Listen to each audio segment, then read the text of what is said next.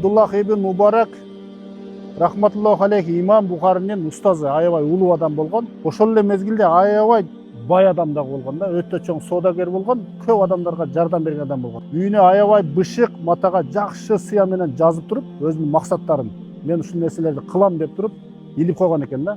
Күн сайын ошону көрүп, ошол максатына жеткенге түрткү болгон да. Сиз дагы өзүңүздүн эң чоң 10 максатыңызды жазып алышыңыз керек. Жаштакай кылып бир нерсеге жазып алып туруп, жаныңызды алып турушуңуз керек да. Күн сайын окуп турушуңуз керек. Сиз канчалык ошол максатыңызды күн сайын окусаңыз, ошол максатка жетем деген ишеним пайда болот да. Ошонун себебинен Аллах Таала мүмкүнчүлүк берет. Адам бир нерсени ойлоно бере турган болсо, бир чоң нерсе болсо дагы, ошого ишеним келгенден кийин ошол нерсени кыла алат. Эгерде өзүнө болгон баасы төмөн болсо, ал ошондон жогору өспөйт.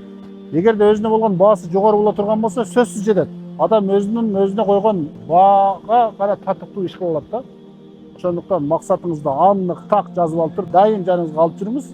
Ошондо Аллах Таала сиздин максатыңызга жетишке иншаллах сөзсүз мүмкүнчүлүк берет.